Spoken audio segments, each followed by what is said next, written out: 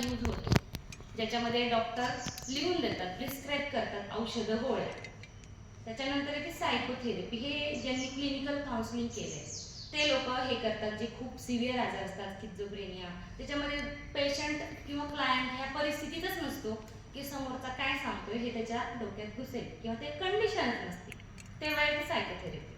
आणि त्याच्यानंतर येतं काउन्सिलिंग, जे माणसं त्यांची मनस्थिती आहे नॉर्मल पण त्यांना खूप त्रास होतोय आणि ते आजाराकडे चालले किंवा त्यांना एक आजार झालाय. मग आजार कोणता? तुम्हाला आता डिप्रेशन सगळ्यांना माहिती झाली. डिप्रेशन म्हणजे काहीतरी असतं, अगदी 2 दिवस जरी कोणी उदास दिसलं म्हणतं अरे याला डिप्रेशन आलं, असं नसतं का. जोपर्यंत डॉक्टर म्हणत नाही की या व्यक्तीला डिप्रेशन आहे तोपर्यंत डिप्रेशन नसतं. तो फक्त एक थोड्या वेळाचं आलेलं उदासी म्हणा किंवा नैराश्य, अशा प्रकारच्या गोष्टी असतात. तर आता काउन्सिलिंगमध्ये औषधं गोळ्या आम्ही काही देत नाही, फक्त औषध कशाचं असतं? बोलण्याचं, जे बाबा रोज आपल्याला देतात तेच औषध असतं. पण कसं असतं, ते तुमच्या छोट्या छोट्या गोष्टींमध्ये तुमच्या पर्सनल अनुभवावरून किंवा पर्सनली तुम्हाला काय प्रॉब्लेम आहे यासाठी ते औषध असतं. एका दिवसात होतं का?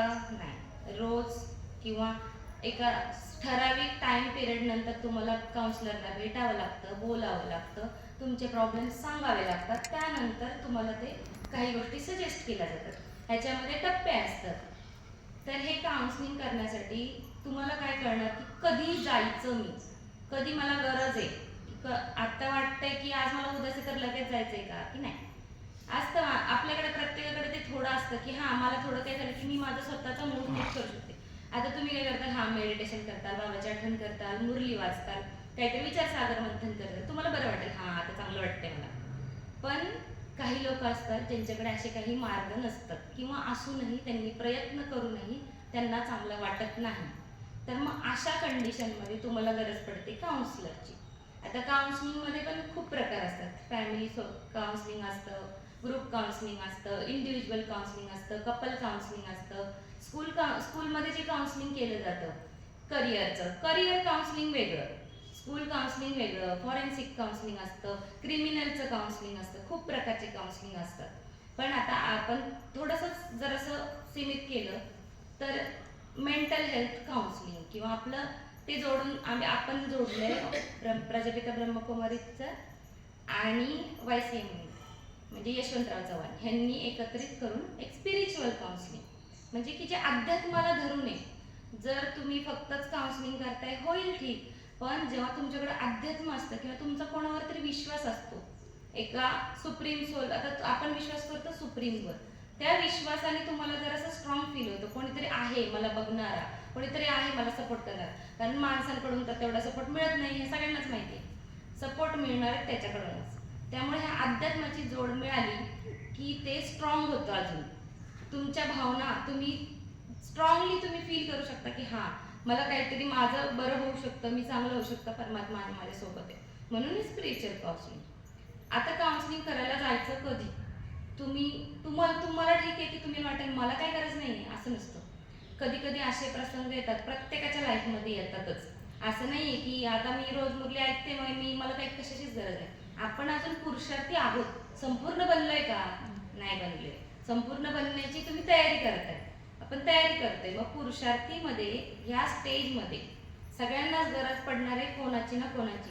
आता कधी कधी आपण दिदींचा ॲज अ काउन्सिलर यूज करतो की हां दीदी मला असं झालं तसं झालं, दीदी पण लगेच सांगतात बाबा हे कर ते कर, सॉल्व्ह होतं. कारण तुम्ही तेवढे कनेक्टेड आहात त्यांच्याशी. मग काउन्सिलर हाच असतो की तो आपल्याशी फ्रेंडली वागतो, आपल्याशी एक नातं निर्माण करतो की ज्यामुळे आपल्याला कॉन्फिडंट वाटतं, आपल्याला वाटतं की हा ही माझी विश्वासातली व्यक्ती आहे किंवा मी ह्यांच्यावर विश्वास करू शकते किंवा मी ह्यांना हे सांगू शकते, ह्या कोणाला बोलणार नाही. सगळ्यात महत्त्वाचं असतं काउन्सिलरसाठी की कॉन्फिडेन्शियलिटी. आता त्याला काय म्हणतात? गोपनीयता. की मी काहीही सांगितलं तर मी ते तिसऱ्या व्यक्तीसोबत बोलायचं नाहीये. तुम्ही मला त्या विश्वासाने जर सांगताय तर मी हे तुमच्याबद्दल काय चाललंय, का तुमचं क्लायंट आलेलं काय झालं, तर हे इझिली मी बोलू शकत नाही कोणाला की नाही, ते प्रायव्हेट आहे, ती गोष्ट त्यांची ठेवायची आहे, कोणालाही सांगायची नाही. अगदी एक छोटीशी गोष्टही आम्ही सांगू शकत नाही कोणालाच की काय चाललंय किंवा हा बाबा मला ह्यांनी सांगितलं, तर प्रॉब्लेम हाच होतो. जर तुम्ही शेजारच्यांना किंवा फ्रेंडला किंवा कोणालाही फॅमिलीतल्या कोणाला जर सांगायला जातात तर ते लोक तुम्हाला जज करणार. तुम्हाला ही भीती असते, काय विचार करतील माझ्याबद्दल, मी कसं सांगू यांना माझं काय चाललंय, माझ्या मनात काय, मी ह्यांना सांगितलं तर हे म्हणतील असं कसं ही करते किंवा जज करते. ह्या भीतीने खूप लोक कोणालाच काहीच सांगत नाहीत आणि मनातल्या मनात पुढत राहतात. काही नवरा बायको पण असे असतात की एकमेकांनाही सांगत नाहीत. जर मी पुरुषाला वाटतं की मी जर सांगितलं तर बायकोला वाटेल की माझ्यात मी कसा असा मिळमिळते म्हणून सांगत नाही. बायकांना वाटतं कुठं नवऱ्याला टेन्शन द्यायचं म्हणून सांगत नाही. मुलांना वाटतं आई बाबांना सांगितलं तर ते आपल्यावर रागवतील किंवा आपल्याला जज करतील, काहीतरी होईल म्हणून सांगत नाहीत. आई वडील मुलांना सांगत नाहीत, कारण त्यांना वाटतं ते नाही, त्यांना काय सांगायचं. अशा पद्धतीने कोणीच कोणाला काहीच सांगत नाही आजकाल. पण जर तुम्ही गेलात सांगायला फ्रेंड्सला, आजूबाजूच्या बाहेरच्या लोकांना, तर तुम्हाला एवढा कॉन्फिडन्स नसतो की हे एकतर स्वतःजवळ ठेवतील पूर्णपणे किंवा ते जज करतील की नाही करतील. ह्या गोष्टींमुळे मॅक्झिमम लोक आता कोणीच कोणाला काही सांगत नाही. पहिल्यासारखी फॅमिली सिस्टीम राहिली नाही की हां बाबा बोललं कोणाजवळ तरी की झालं मन मोकळं, हे होत नाही. आता सेंटरमध्ये आलं छान वाटतं, मस्त वाटतं, एकमेकांशी बोलतं. म्हणजे इथंच हीच अशी जागा आहे जिथं मी कधीही या सगळे लोक मला हसून बोलतात आणि विचारतात कशी आहेस काय. पण सगळीकडे तसं नाही आहे. लोक तुम्हाला जज करतात, अरे तू कशी आहे, अरे बारीकच झाली, जाडच झाली, खात नाही का, तब्येतीलाच काय झालं, केसांनाच काय झालं, हे जजमेंट असतं लोकांचं. ह्या जजमेंटमुळं कोणी कोणाला काही सांगायला मागत नाही. मग काय होतं, त्यांनी मनातल्या मनात त्रास वाढत जातो. त्याचं रूपांतर मग हळूहळू डिप्रेशनमध्ये होतं, कुठं कोणाला एन्झायटी होती. आता हे झालं की रिसेंट प्रॉब्लेम्स, की आत्ताच घडले, ते आत्ताच काहीतरी झालंय म्हणून घडले. पण त्रास हा अगदी तुमच्या लहानपणापासून तुमच्या मनावर जे परिणाम झाले त्यातूनही असू शकतो. कोणाची फॅमिली नसते चांगली, सगळ्यांनाच काय अनुकूल वातावरण मिळतं, छान छान फॅमिली असते असं नाही आहे. डिसफंक्शनल फॅमिली असतात जिथून प्रॉब्लेम क्रिएट होतात. म्हणजे ते आई वडीलच मुळातच प्रॉब्लेममध्ये असतात. मग ते अशी मुलं निर्माण करतात जे अजून प्रॉब्लेमॅटिक असतात. मग ते मुलं तर आयुष्यामध्ये काहीच करू शकत नाहीत, सतत धडपडत राहतात, पण त्यांना यश मिळत नाही. मेहनत घेतीलही कदाचित, पण काही होत नाही त्यांचं. मग राग असेल त्यांना, घाबरणं असेल त्यांचं, म्हणजे ज्याला म्हणतो आपण अँगर इश्यूज असतात, एन्झायटी असते. एकंदरीत त्यांना स्वतःचे इमोशन्स कंट्रोल करता येत नाही, त्याचं रेग्युलेशन होत नाही. म्हणजे राग आला तर तो कसा व्यक्त करायचा, नुसतं आत ठेवून काही नाही होत. हा बाबा राग आलाय तर कसं त्याचा निचरा कसा व्हायला पाहिजे.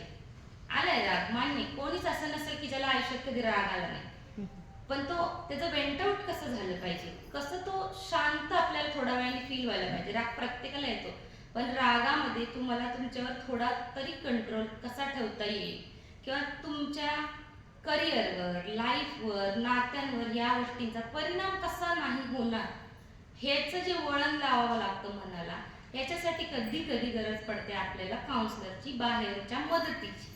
तर रागच झाला, परत डिप्रेशन झालं, एन्झायटी झाली, काही काहींना लहानपणी इतक्या गोष्टी घडलेल्या असतात त्यांच्या आयुष्यात की ते कोणत्याही गोष्टी त्यांना अचानक घाबरायला होतं, कारण काहीच नसतं. ह्याला म्हणतात एन्झायटी. अचानक जीव घाबरावतो, धडधडायला लागतं छातीत, त्यांना श्वास घ्यायला जड जातं. लोक म्हणतात काय असं करतोय, काही होतच, काही नाही, काय झालंय, पण ते त्यालाच माहित असतं की त्याला काय होतंय. आपण म्हणतो असं कसं काय होतं, पण असं असतं. मानसिक शारीरिक आजार दिसून येतात. तुम्हाला हाताला लागलं, फ्रॅक्चर झालं, काय झालं बापरे केवढंही झालं, तर एखादा म्हटलं नाही मला मानसिक त्रास होतो, तुम्हाला काही कळणार आहे का, तुम्ही म्हणणार आहे का हो बाई खूप त्रास झाला, तुला कसं कळणार, कसं दिसणार, काही मेजरच नाही आहे त्याला. ते फक्त त्याच व्यक्तीला समजतं जो फील करतोय, आणि ह्या व्यक्तीला समजतं ज्यांनी त्याचा अभ्यास केलाय की असं असू शकतं. नॉर्मली माणसांना कळत नाही की ह्याला काहीतरी होते. तुमच्या बाजूलाच बसलेला असतो, छान आज काय नाही ते चांगलं होते, दुसऱ्या दिवशी गेले एखाद्याने आत्महत्या केली का, काय नाही चांगलं तुला ते काय असं कसं काय झालं. म्हणजे त्या व्यक्तीच्या मनात काय चाललंय हे बाजूच्यांना माहीतच नव्हतं. मन हे असं आहे की ते तुम्हाला अतिशय सुंदर दृश्य निर्माणही करू शकतं आनंदाचं, आणि अतिशय तुम्ही नरकदायक अशा यातनाही देऊ शकतं. हे मन कंट्रोल नाही करू शकत, आपण मनाला वळण लावू शकतो. जसं बाबा सांगतात आपण मेडिटेशन करायला बसतो, मेडिटेशन करताना लोकांचा समज आहे की काहीच विचार करायचा नाही. तसं नाही आहे बाबा, असं होऊ शकत नाही की माणूस विचार नाही करू शकत. मेडिटेशन करताना तुमचे विचार फक्त तुम्ही पॉझिटिव्ह आणायचे, चांगले चांगले विचार करायचे. आता खूप आलंय मॅनिफेस्टेशन, अफर्मेशन, हेच सांगतात बाबा इतके वर्ष झाले, ते आता आता लोकांना कळायला लागलं. मॅनिफेस्टेशन म्हणजे काय, चांगले विचार करा ते घडतं. हा, अफर्मेशन्स करा, पॉझिटिव्ह ठेवा डोकं, तेच घडणार आहे. पण हे सगळ्यांना जमतंय का? नाही जमत. आपल्याला जमतंय, तुम्हाला जमतंय, कारण तुम्ही रोज येताय, रोज ऐकताय, रोज काउन्सिलिंग घेताय. तसंच काउन्सिलिंगचं असतं की ते टप्प्याटप्प्याने रोज रोज घ्यावं लागतं. तुम्हाला कसं कळणार की बाजूच्या मनात काय चाललंय? कसं कळणार? नाही कळणार आहे. कळू कोणाबद्दल शकतं? तुमचे जे जवळचे ओळखीचे, तर ते कसं समजून घ्यायचं? मोस्टली पालकांना कसं कळलं पाहिजे की माझ्या मुलांमध्ये काहीतरी बदल घडतोय किंवा त्यांना काहीतरी टेन्शन. एकतर काहींचं इझिली दिसून येतं की ते कोणाशीच बोलत असतात, बोलायचंच बंद करतात किंवा सतत खोलीमध्ये बंद राहतात. कळतं काहीतरी झालंय बाबा. पण हे काहीतरी झाले कधीपर्यंत आपल्यापर्यंत, हां आपल्याला वाटतं 2 दिवसात होईल नीट, काही काहींचं होतं नाही. पण जेव्हा मुलं कंटिन्यू 1-2 आठवडे अपसेटच दिसत आहेत, निराशच दिसत आहेत, त्यांना खायला प्यायला मन नाही, जे त्यांना आधी आवडायचं ते आता आवडत नाही आहे, जे त्याच्यात रस घ्यायचे ते रस घेत नाही आहेत, कोणाशी मनमोकळं साधं नॉर्मलही बोलत नाही. मग तेव्हा ही लक्षणं आपण ह्याच्यावर लक्ष देणं गरजेचं आहे. आजकाल प्रॉब्लेम सगळ्यात मोठा हाच झाला आहे की सोशल मीडिया, मोबाईलचं ॲडिक्शन का होते लोकांना? का मोबाईल बघा वाटतं? काय वाटतं तुम्हाला, का वाटतं बघावं? एकटेपणा. बसलं मोकळं, की आधी होतं की हां बाबा मोकळं बसलं ना, लोक 12वर बसायचे, हां अरे कसं आहेस, काय गप्पा मारायचं. आता काय झालं, मोकळं बसलंय ना, काही नाही का, काढायचं मोबाईल बघायचं, काहीतरी बघायचं. इंटरेस्ट काहीही नसतो काही काहींना, उगाचच एकटेपणा घालवण्यासाठी किंवा सोशली जी एन्झायटी असते ती दुसऱ्यांना दिसू नये की मी तर घाबरलोय म्हणून फक्त मोबाईलमध्ये बघायचं, मला कोणाला फेस नाही करायचं, मोबाईलमध्ये बघायचं. ही जी आपल्याला सगळ्या आजारांना फेस करण्याची कोपिंग मेकॅनिझम जे म्हणतात, कुठल्याही भावनेला कोप अप करताना किंवा त्याला तोंड देताना तुम्ही काय वापरता, कशा गोष्टीचा वापर करता. कोणी वापर करतं, जर उदास झालं दिवसभर झोपून राहिली, अगदी मीही केलेलं आहे की नाही माझं मूड ठीक नाही ना, झोपून राहते, का तर फेसच नाही करायचं मला त्या भावनांना, मी झोपून राहते किंवा मी काहीतरी बंदच करते खोली, मला जायचंच नाही कुठे, मला बोलायचंच नाही कोणाशी. हे faulty behaviour, faulty coping mechanisms असतात. हे चेंज करायला काउन्सिलर तुम्हाला मदत करतो की तुम्हाला एखादी भावना जर फील होतीये तर तिच्यासोबत तोंड देताना तुम्ही कोणती गोष्ट वापरायची, असं रडणं वापरायचं, दुःखी राहणं वापरायचं का, त्याला कसं सॉल्व्ह करायचं हे वापरायचं. तर आपण कोतामेल देतो कशासाठी, लिहिणं गोष्टी छान वाटतात, रिलॅक्स होतं, आपल्याला कळतं की आपल्या डोक्यात काय चाललंय. आता आपला कोतामेल फक्त काय आहे, आपल्या पुरुषार्थाशी रिलेटेड.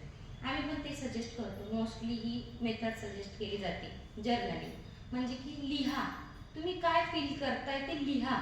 लिहिण्याने तुमचं क्लिअर होतं की तुम्हाला नक्की काय वाटतंय. कारण कधी कधी असं होतं की आपण उगाचच एखादं भांडणं झाली रागावून बसतो, पण खरं काय झालेलं असतं, राग आलेला असतो का, नाही, वाईट वाटलेलं असतं. म्हणून ह्या क्लिअर होणं, तुमच्या फिलिंग्स काय आहेत, इमोशन्स काय आहेत नक्की हे क्लिअर होणं ॲटलिस्ट तुम्हाला खूप गरजेचं असतं. आता तुम्ही खूप ट्रेन झालेला आहात, पण जी यंग जनरेशन आहे त्यांना एम राहिलेलं नाहीये, त्यांना एमच कळत नाहीये, दोष त्यांचाही नाहीये. जग असं बनत चाललंय की फक्त मोबाईल बघणे, समोरचा जे करतोय तेच मी केलं, एक ट्रेंड आला मी हेच करणार, करायचं, खुश व्हायचं. किती वेळाची खुशी मिळते, किती वेळाची मिळते. तुम्ही मोबाईल जर समजा बघितला, जे मोबाईल बघतात त्यांना किती वेळ चांगलं मिळतं. असं ॲडिक्शन का होतं, कारण तुम्हाला काय वाटतं, काय काय कारण आहे त्याचं. आपल्या ब्रेनमध्ये हॉर्मोन्स असतात, जे केमिकल्स असतात. सगळ्यात महत्त्वाचं आपल्याला खुश राहण्यासाठी इम्पॉर्टंट असतं डोपामिन. डोपामिन काय असतं, त्याला हॅपी हॉर्मोन म्हणतात. हा हॉर्मोन मिळवण्याची सगळी तडजड असते आपली आयुष्यभर, आयुष्यभर आपल्याला ते राहायचं असतं. कोण गोड खातं त्याने डोपामिन मिळतं, हसलो, गप्पा मारल्या, मुलांसोबत छान वाटलं, ह्याने डोपामिन रिलीज होतं. ती जी भावना आहे आनंदाची, त्या भावनेसाठी लोक सगळं करतात, जे पण करतात. एखादी कुठली गोष्ट करा, तुम्ही आज मुरली लागली, तुम्हाला छान वाटलं, काय केलं, डोपामिन मिळालं. काहीही करा, जे आनंद देतं ते तुम्हाला डोपामिन देतं. तर मोबाईल बघताना हेच होतं, जेव्हा आपण रील्स बघतो, कुठलीही गोष्ट बघतो, टेम्पररी तुमच्या ब्रेनमध्ये डोपामिन रिलीज होतं. मग ते तुम्हाला छान वाटलं, हां मला छान वाटलं, तुम्ही परत स्क्रोल करता, परत बघता, परत स्क्रोल करता, परत बघता. टेम्पररी डोपामिन मिळतं, पण मोबाईल बाजूला ठेवला की आपल्याला कळतं की आपण तर या जगात एकटेच आहोत. मोबाईलवर खूप फ्रेंड्स आहेत, सगळ्यांचे स्टेटस पाहिले, पण मी तर एकटीच आहे, इथं तर मी एकटीच बसली आहे, कोणच नाही आजूबाजूला बोलायला. ही जी भावना आहे मग ही तुम्हाला डिप्रेस करते. म्हणून रियालिटीमध्ये जगायची लोकांची सवय कमी कमी होत चाललेली आहे. तुमच्या पिढीची बऱ्यापैकी आहे, आमच्या पिढीची नाही राहिली. तुमची पिढी आहे की जी बसते, बोलते, एकमेकींना फोन करते. फोन करणं बंद झाले, फोन नाही करत कोण आजकाल. मेसेज करतात, स्नॅप टाकतात, स्टेटस ठेवतात, पण एकमेकांशी बोलायला मागत नाही. काय चाललंय हे विचारायला सुद्धा मेसेजेस करतात. त्याच्यामुळं रियालिटीशी नातच तुटत चाललंय, कोणी रिअल राहिलंच नाहीये. आणि स्टेटस बघून लग्न अरे तो किती खुश आहे, नाहीये ते 2 मिनिटासाठी हसलेच स्टेटस टाकण्यासाठी, रियालिटीत हसत नाहीये. हे सगळ्यांना माहितीये, पण तरी कोणाला पटतच नाही, म्हणजे कळतंय पण कळत नाहीये, असं झालंय. मग हे असतं डोपामिन, ह्याच्यासाठी आपण करतो ही तडजोड. मग ह्याचं ॲडिक्शन जास्त करून यंग एजला होते, असं नाही की वयस्करांना होत नाही. खूप वयस्कर लोकांनाही याचं ॲडिक्शन झालेलं आहे. का झालेलं आहे, पण त्यांनाही दोष. एकटे पण आल्या, त्यांच्या वयाचे लोकच नाहीत त्यांना बोलायला. जर घरामध्ये सून, मुलगा, नातवंड जर त्यांच्याच ना ते पण मोबाईलच घेऊन बसत असतील, एकमेकांशी बोलतच नसतील, तर ते बिचारे काय करणार. त्यांना पण वाटतं आपण पण काहीतरी करा, चला. दोष असं कोणालाच नाही द्यायचा. मग काय करायचं काय, तर याच्यासाठी पहिले तर कोणीतरी जबाबदारी घ्यायला पाहिजे फॅमिलीची. आता मी तुम्हाला सांगते, तुम्ही म्हणता हां चला मी तरी माझी फॅमिलीची. पहिले घरात नियम बनवा, जेवताना किंवा घरात लोक आले असताना टीव्ही, मोबाईल बंद करायचे, किंवा मोबाईलसाठी घरात एक जागा बनवा. घरात आली की इथं मोबाईल, आपण कसं चावी ठेवतो तसं मोबाईल ठेवायचा. काही गरज नसते आपल्याला सतत मोबाईलची, सोबत अजिबात गरज नसते. म्हणजे असं पाहिजे की जर माझ्याकडे मोबाईल असला किंवा नसला मला एवढा फरक नाही पडला पाहिजे. जसं पूर्वीचे मोबाईल होते. मला तर खूप चांगलं वाटतं की आमची 10वी 12वी कॉलेज ग्रॅज्युएशन स्मार्टफोन शिवाय झालेले. आम्ही नशीबवान पिढी आहे ही माझ्या नंतरची नाही आहे, कारण मोबाईलशिवाय त्यांचं काहीच होत नाही. आणि माझा मुलगा म्हणतो, अगं मम्मा मी ते आन्सर आहे ना ते ChatGPTला विचारतो. म्हणजे त्यांना हे कळतही नाही की हे चुकीचं आहे, स्वतःच्या ब्रेनला ताण द्यायचा आहे, ते कळतच नाहीये त्यांना, त्यांची चूकच नाहीये. स्कूलमध्येच गॅजेट्स दिले जातात, स्कूलमध्येच आयपॅड इंट्रोड्यूस केले जातात, कारण त्यांना मुलांना जगासोबत चालू पण ठेवायचं. मागासलेले पण नाही राहिले पाहिजेत मुलं, त्यांना कळलं पण पाहिजे टेक्नॉलॉजी काय आहे, पण त्याच टेक्नॉलॉजीमध्ये लिमिटमध्ये कसं राहायचंय हे कळलं पाहिजे. आता आपल्या आसपासच्या लोकांना ऑब्झर्व करायला शिका. आपली फॅमिली आहे, जर वाटतंय की काहीतरी प्रॉब्लेम होतोय तर त्यांच्याशी बोला. पहिली स्टेप काय, आपणच त्यांच्याशी बोलणे. काउन्सिलरकडे लगेच नाही जायचंय, आधी आपण बोलायचे की बाबा काय होते. काही मुलांशी टीनेजरमध्ये जे असतात त्यांच्यासाठी बोलताना वागताना एक पद्धत वापरायला. तुम्ही जर डायरेक्ट विचारलं काय झालं तुला, नाही सांगणार आहे, तर त्याच्यासाठी टेक्निक्स असतात, कसं बोलायचं, कसं वागायचं. प्रत्येकाला आपल्या मुलाबद्दल थोडंफार माहिती असतं की मी असं असं बोलले ना मग हा ऑटोमॅटिक मला सांगणार आहे. मग त्या टेक्निक्स वापरून बघा, वेगळं वेगळं बोलून इकडचे तिकडचे विषय किंवा तुमच्या लाईफमधले प्रॉब्लेम्स सांगा, जेणेकरून ते स्वतःचे सांगते. एकमेकांशी बोलणं खूप महत्त्वाचं आहे सध्याच्या घडीला. एकमेकांशी बोलतात ते म्हणतात ना वाचाल तर वाचाल, तसं नाही. आता एकमेकांशी बोलतात तर वाचाल तर कुठं समाज टिकेल. तर ह्याची जबाबदारी आधी आपल्या घरापासून, आपल्यापासून सुरुवात करा, होईल काहीतरी. नाहीच झालं तर मग आहे काउन्सिलर. मग काउन्सिलरकडे कधी जायचं, 2 आठवडे झाले मी माझ्या मुलाला समजावण्याचा प्रयत्न करते, माझ्या मुलीला समजावण्याचा प्रयत्न करते, पण तिने काय टेन्शन घेतले मला माहीत नाही, ती काय बोलायला तयार नाही, तिला काहीतरी होते. मग पहिले असतं मुलांना की मी माझ्या आईला कसं सांगू, मी माझ्या बाबांना कसं सांगू, हे मला जज करतील किंवा रागवतील, ओरडतील किंवा अशी काहीतरी गोष्ट आहे की त्यांना वाटत असतं उगाचच की खूप काहीतरी भयानक आहे, पण ॲक्च्युली नसतं. पण कधी कधी काहीच नसतं, पण त्यांना वाटत असतं की ही खूप मोठी गोष्ट आहे माझ्यासाठी, मी हे नाही सांगू शकत. त्यामुळं मुलं सांगत नाहीत, तर मग तेव्हा जायचं काउन्सिलरकडं. तर त्यांना विचारायचं की तुम्ही तिसऱ्या व्यक्तीशी बोलू शकता का, तू माझ्याशी नाही बोलते, तू हिच्याशी नाही बोलते, त्याच्याशी नाही, तुला वाटतंय का की तुला थेरपीची गरज आहे, तर आपण जाऊया. हे बोलणं, नॉर्मल होणं प्रत्येक घरामध्ये खूप गरजेचं आहे. नाहीतर आधी आई आणि वडीलच म्हणतात काय वेळ थोडी वेळी थोडी झाली आहे, वेळ थोडी लागलाय, काय गरज आहे जायची, काही नाही होतंय थोड्या दिवसाची. असं नाही होत. आपला जमाना वेगळा होता, तुमचा जमाना वेगळा होता.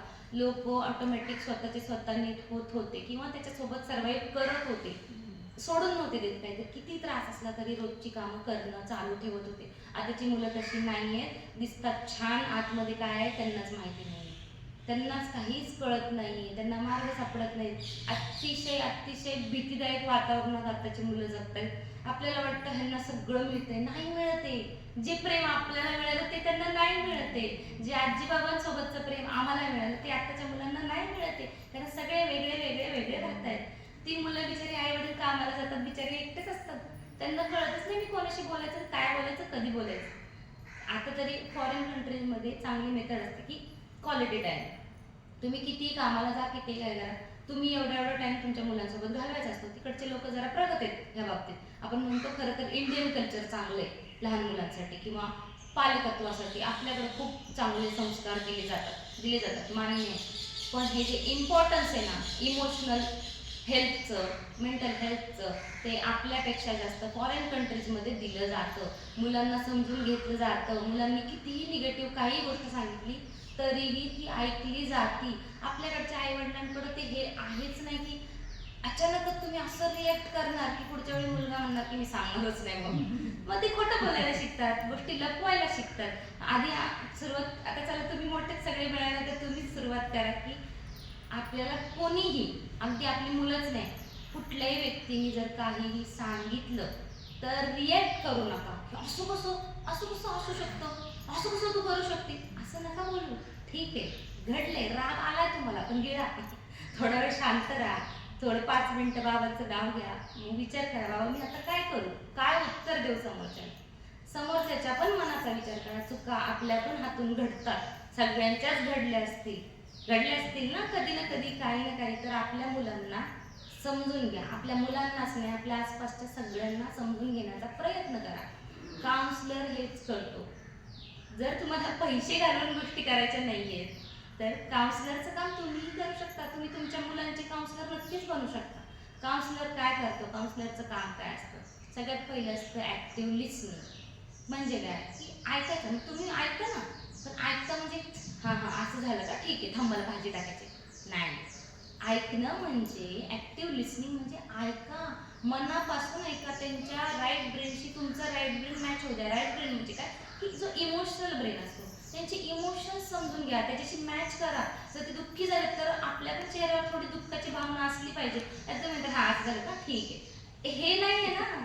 मग तुम्ही ते मॅच नाही केलं तर ते समोरचं तुम्हाला ओपन होणारच नाहीये. तुम्ही कसं सांगेल तुम्हाला त्याला काय वाटते.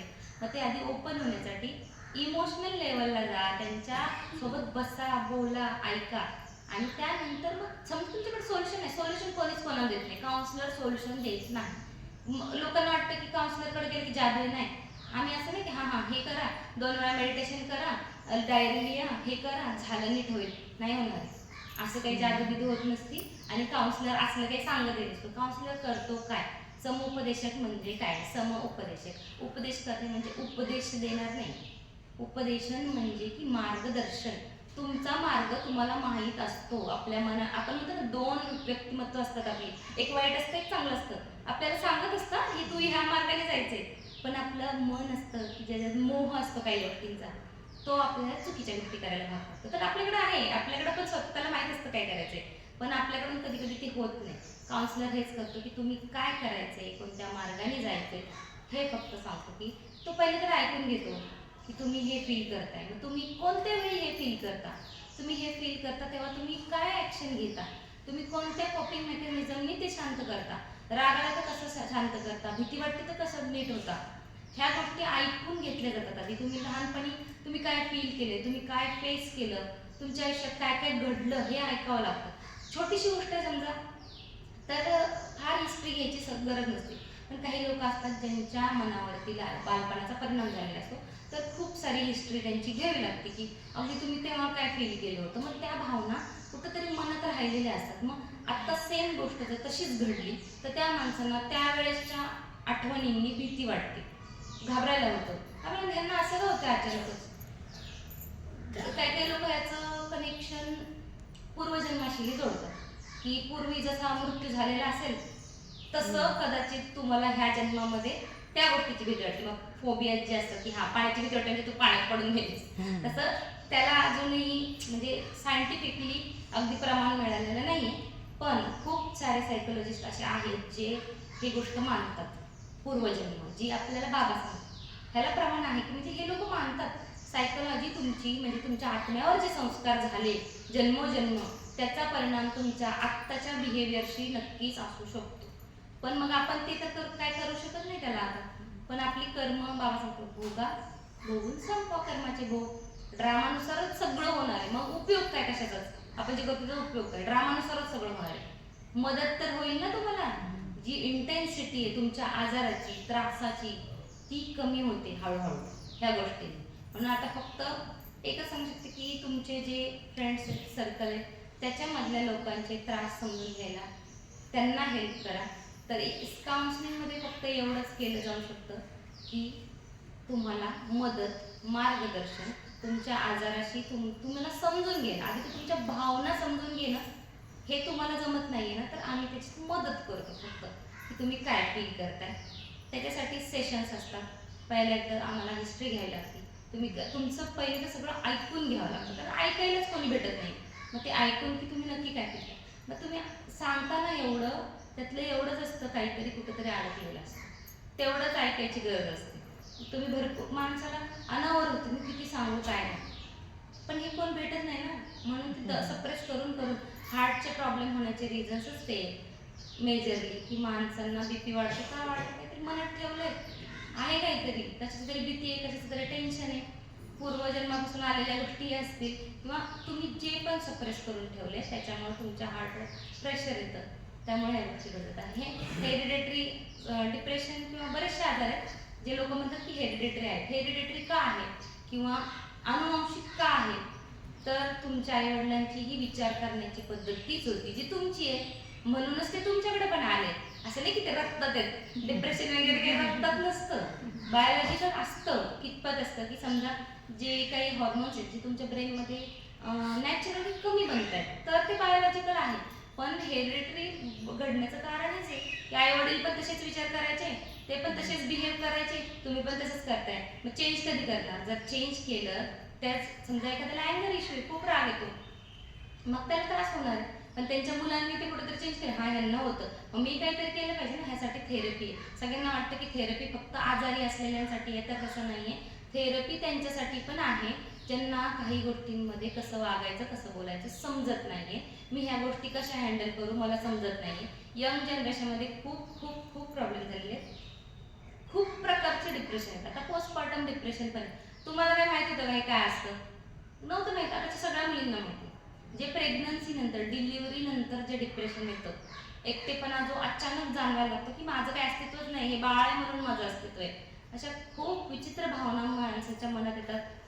आणि कम्पॅरेटिव्हली पुरुषांपेक्षा फिमेलमध्ये डिप्रेशनचं प्रमाण जास्त असतं.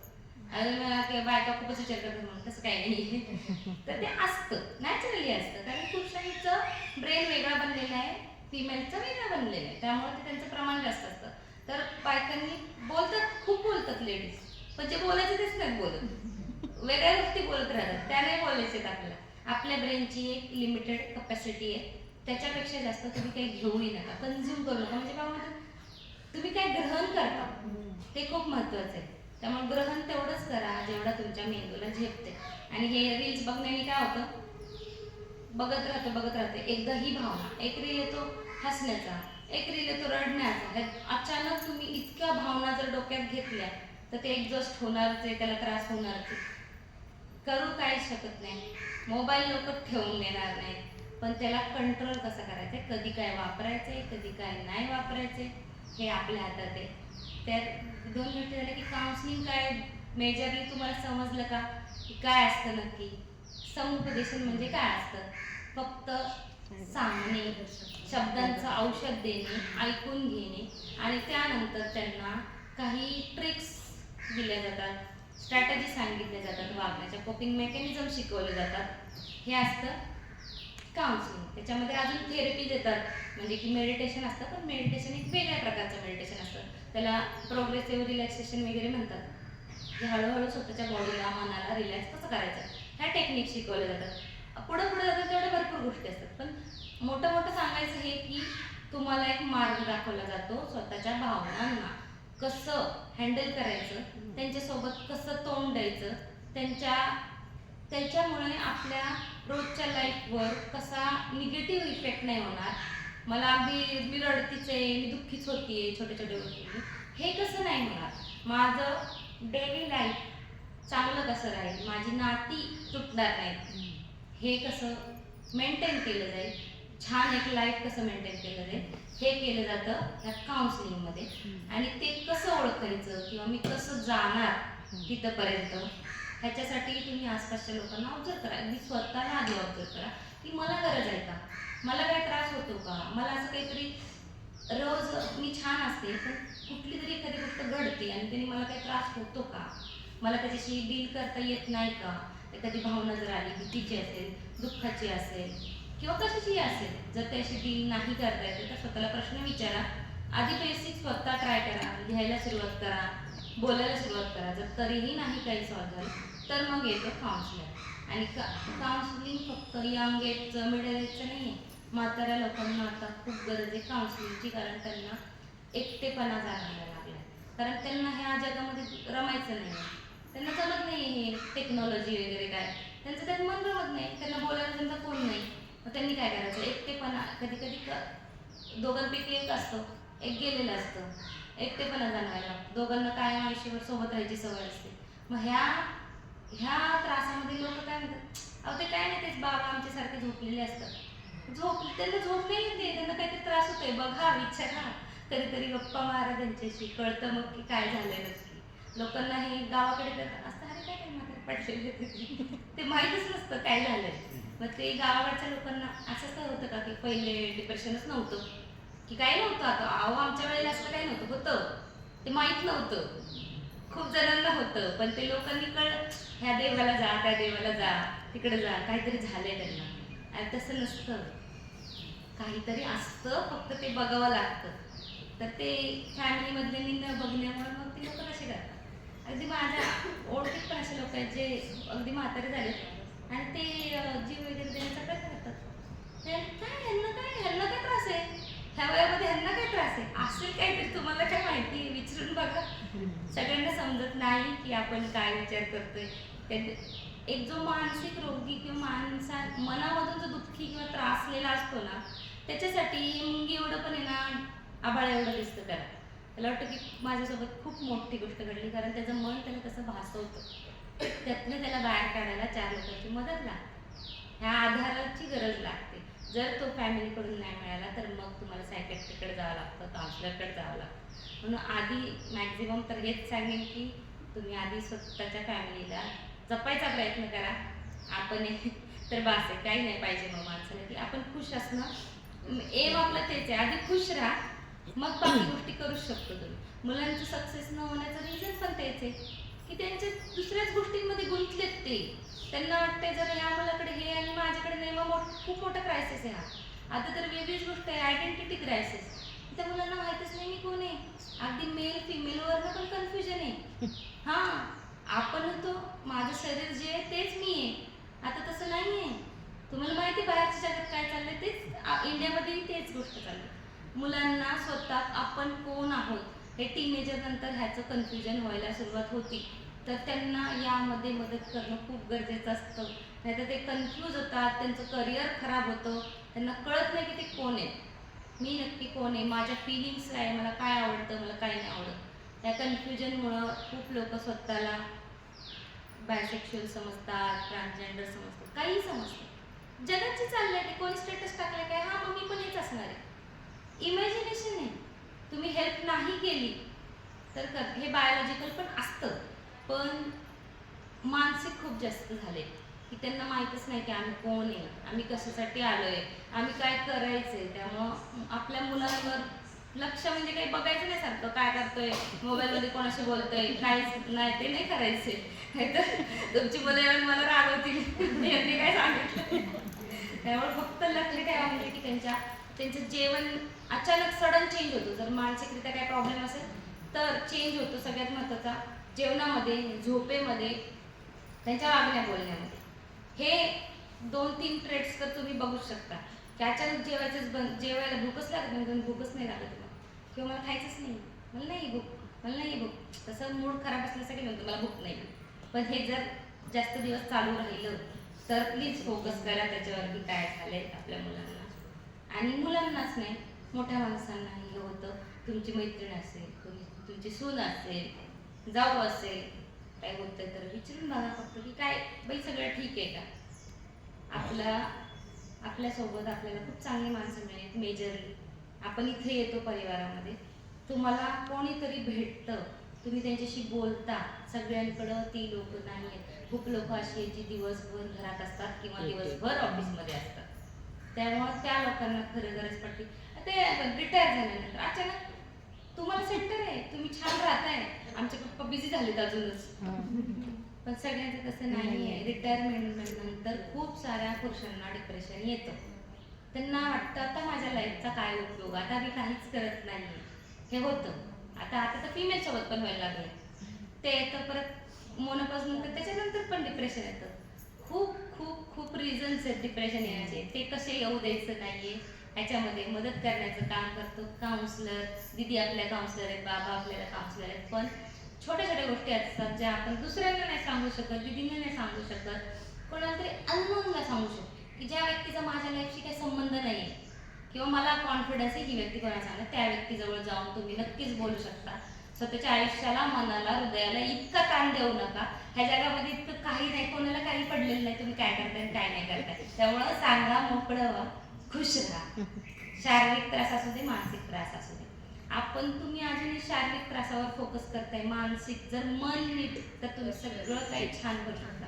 शारीरिक त्रास पण कितीतरी शारीरिक त्रास मनाशी निगडीत असतात, त्याला सायकोसोमॅटिक डिसीजेस म्हणतात, ज्याचं तुम्हाला कारण सापडत नाही. तुम्ही म्हणता ह्या मुलीला काहीतरी होतंय, डोकं दुखतंय, रोजच डोकं दुखतंय, रोजच डोकं दुखतंय, ती माझं यायचं, पण कारण नाही सापडत आहे. सगळं केलं आहो मी, काही नाही, टेस्टमध्ये काय नाही येते, मग का होतंय असं. ह्याला म्हणतात सायकोसोमॅटिक डिसीजेस, की जे तुमच्या मानसिक ताणामुळं हळूहळू शरीरावर परिणाम करत असतात. जसं की श्वास येत नाही, श्वास येत नाही, खरंच श्वास येत नसतो का, काय हृदय चालू श्वास येतोय, पण ते जे घाबरायला होतं, जो त्रास होतो तो हळूहळू शरीरावर परिणाम करायला लागतो. पॅनिक अटॅक असेही असतात जे खरंच फेटल असतात, ज्याने जीव जाऊ शकतो. आपल्याला वाटतं हे नाही, काही नाही, फक्त मानसिक नाही, नुसतं मानसिक नाही, त्याचा परिणाम शरीरावर होतो. हळूहळू शरीर तुमचं त्याच्याने इफेक्ट व्हायला लागतं. जसं की म्हणजे बीपी चालू झाला, का चालू झाला, मानसिक त्रासाने जरी झाला असला तरी परिणाम शरीरावर, शरीराच्या ऑर्गनवर झाला ना, तुमच्या हृदयावर झाला ना, तुमचं हृदय वीक झालं ना, तर मग ते शरीरापर्यंत जाईपर्यंत वाट बघू नका. तुमच्या आयुष्याशी काहीतरी तुम्ही डॅमेज होता इथपर्यंत वाट बघू नका. आणि पहिले टॅबू आहे ना सोडून द्या, की लोक काय म्हणतील जर माझ्या घरातले मी कोणाला डॉक्टरकडे नेलं, अशा डोक्याच्या डॉक्टरकडे काय म्हणतील, वेळ झाली मुलगी.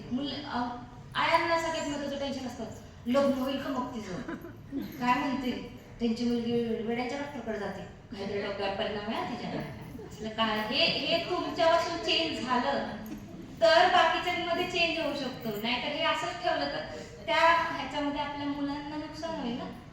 लग्न त्यांनी आता सोडूनच द्या, मुलं आता त्यांची लग्न करतील, तुमची गरज नाही झाली, अजिबात नाही. फक्त त्यांना गरज कुठे आहे तुमची, चांगलं वाईट सांगण्यामध्ये, त्यांच्या जर त्रासामध्ये जर तुम्ही उपयोगी नाही पडलात तर उपयोगच काय आहे सगळ्याचा. तुम्ही कितीही शिकवा, कितीही काही करा, पण जर ते मनाने दुःखी आहे कुठेतरी तुम्हाला माहीतच नाही, मग फायदा काय. तर सगळ्यात महत्त्वाचं हेच आहे की आपण आपली मुलं, आपल्या आसपासची लोक दुःखी आहेत का थोडंसं ऑब्झर्व करा, आपल्याला चेंजेस कळतात लोकांमधले. हे मन स्वस्थ ठेवणं खूप महत्त्वाचं आहे आत्ताच्या काळामध्ये. खूप लोक आहेत अतिशय श्रीमंत आहेत, भरपूर संपत्ती आहे, पण तरीही खुश नाही आहेत. त्यांना सायकियाट्रिस्टकडे जावं लागतं, थेरपी घ्यावी लागते, औषधं गोळ्या घ्याव्या लागतात. मग कायच फायदा आहे पैशाचा. मग तुम्ही म्हणू नका मी काम करतो, मी एवढी मेहनत घेतोय, मग मला मुलांना वेळ नाही आहे द्यायला, असं नका करू. ह्याने काही नाही फायदा होणार.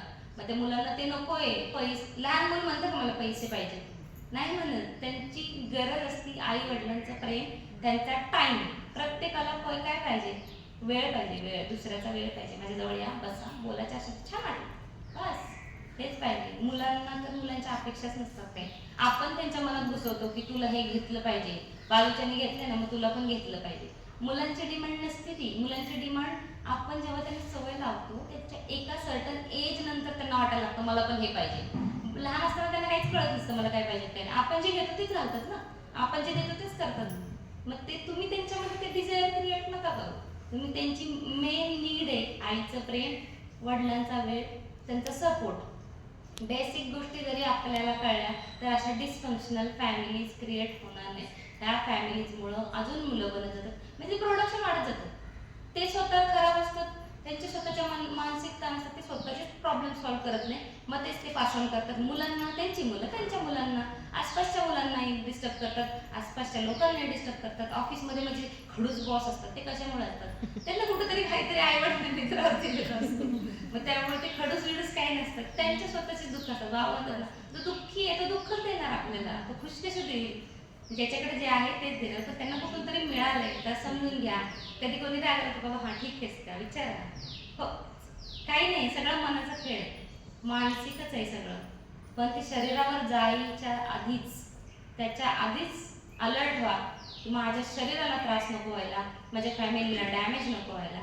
ते काउन्सिलिंगमध्ये हेच असतं. फक्त मी तुमच्याशी बोलते, पण सायंटिफिकली काही गोष्टी. आता जर तुमचा एक प्रत्येकाला सेम थेरपी लागू होत नाही. प्रत्येकाचा ताण वेगळा, प्रत्येकाचा आजार वेगळा, प्रत्येकाची विचार करण्याची पद्धत वेगळी, प्रत्येकाचं मनाची कपॅसिटी पण असते किती सहन करू शकता तुम्ही. किंवा एकाला काहीतरी बोलणं, छोटासा शब्द त्याला वाईट वाटून जातं, एकाला काही बोला काही नाही फरक पडत. म्हणजे मुली असतात ज्या खूप हर्ट होतात, हळव्या असतात, कधी कधी काही रडतात. मुलांना आईने फटके जरी दिले तरी 2 मिनिटात जाणार, मित्रांसोबत खेळणार, खुश आहे, काही नाही टेन्शन. तर हे फरक असतात प्रत्येकामध्ये. हे चेंज आपल्याला समजून घ्यावं लागतं. ते काउन्सलर समजू शकतो, त्या अनुषंगाने तुम्हाला उपाय देऊ शकतो. ह्या यंग एजसाठी आपण यंग लोकांसाठी एक वेगळं ठेवावं लागतं, कारण सगळ्यांसाठी बोलणं वेगळं, मुलांसाठी बोलणं वेगळं, पेरेंट्ससाठी बोलणं वेगळं, चाइल्ड सायकोलॉजी असतं, लहान मुलांचं काउन्सिलिंग वेगळं असतं. हे असं खूप त्याच्यामध्ये गोष्टी असतात. पण बेसिक हे की बोलणं गरजेचं आहे. आणि बोलण्यासाठी जर तुम्हाला तुमच्या आसपास कोणी भेटत नाही आहे तर काउन्सलर भेटू शकतो, कधीही भेटू शकतो.